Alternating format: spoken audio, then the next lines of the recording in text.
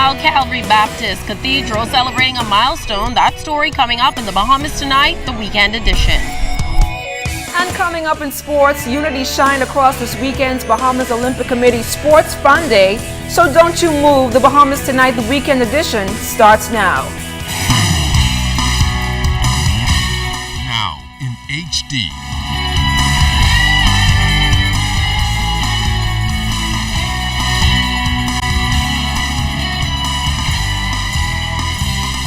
ZNS Network presents The Bahamas Tonight.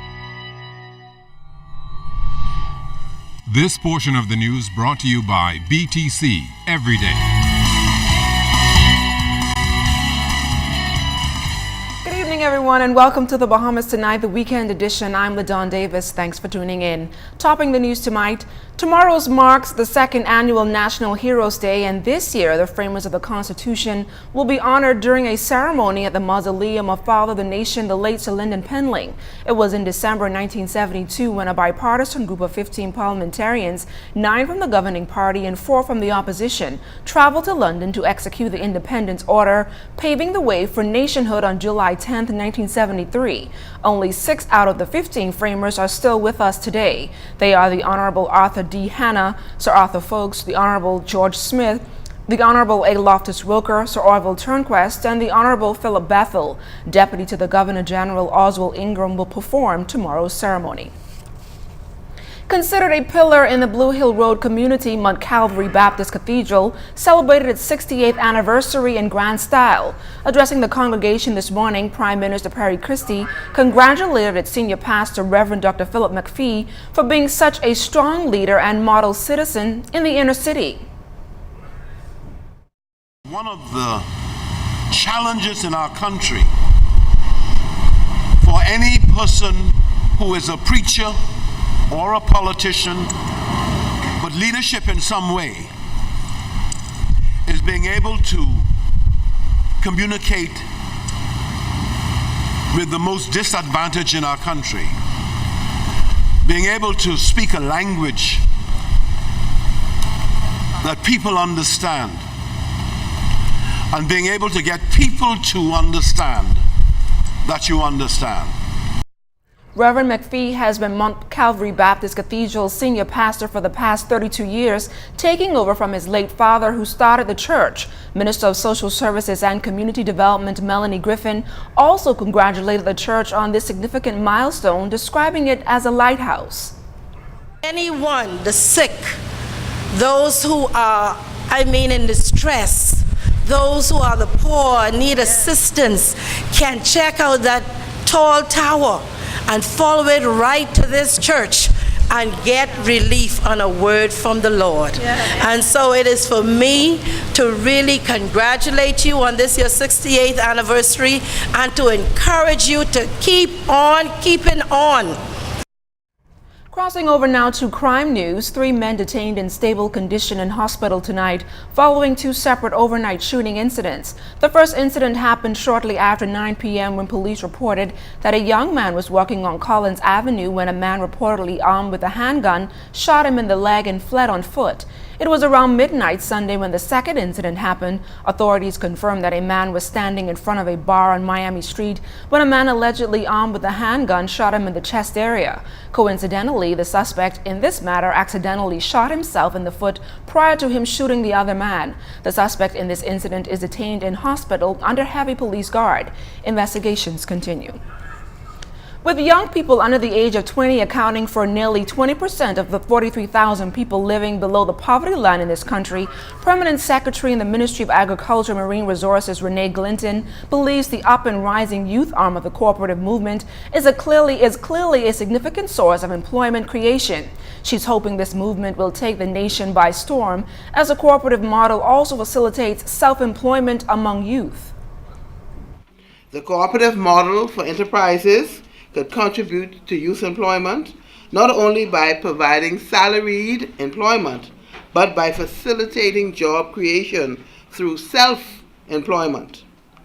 This model lends itself to both New Providence and the Family Islands for persons of all academic and skill levels, including recent graduates who have limited prospects of finding jobs.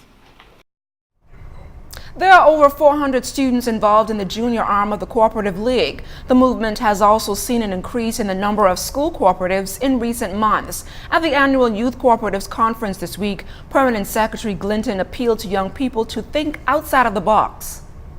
Cooperatives enable young people to pool limited financial resources with knowledge in an enterprise that can respond to nearly every need and productive activity. This self-employment option is important for you young people as you enter into the labor market, because you will be faced, unfortunately, with many problems to try to find your first job due to a lack of either opportunities or experience. Tonight we've got more to tell you about on the Heritage Village on West Hill Street. A huge part of the project is the creation of a National Heritage Museum of the Bahamas. Developers are spending hundreds of thousands of dollars to get it up and running to sustain Bahamian history. Oscar Adderley visited the museum that's quickly becoming a phenomenon.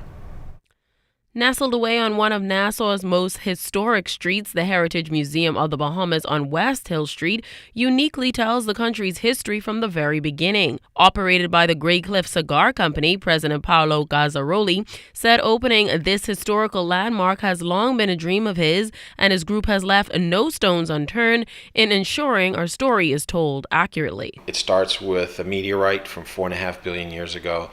We go into a natural history, touchy-feely area where you have everything from all the animals, shark skins and fins, and different other parts of natural history, from fossils to that. Then we go into Columbus, Lutheran adventurers, the nautical period, plantation life, slavery.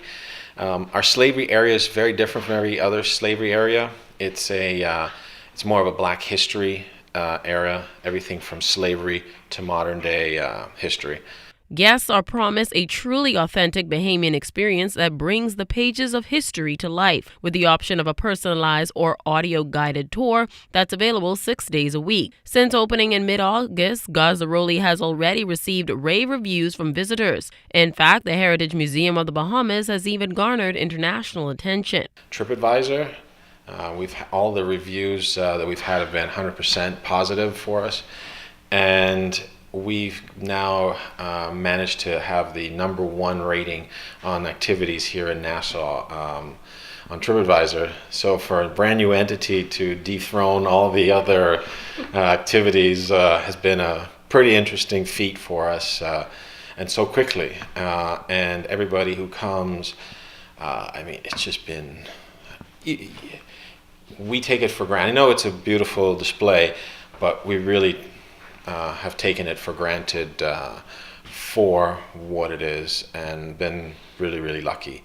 Gazzaroli believes the museum will go a long way in not only offering our visitors a unique experience, but providing Bahamians with something to be proud of. Oscar Adderley, ZNS Network News. Lunchtime at the United Nations in New York City last week Wednesday featured some good old Bahamian rake and scrape music. The Gerald Cash Primary School's Rhythm and Youth Rake and Scrape Company's performance at the UN represented another cultural event sponsored by the Permanent Mission of the Bahamas to the United Nations, with a view to bringing greater exposure to the various unique expressions of Bahamian culture.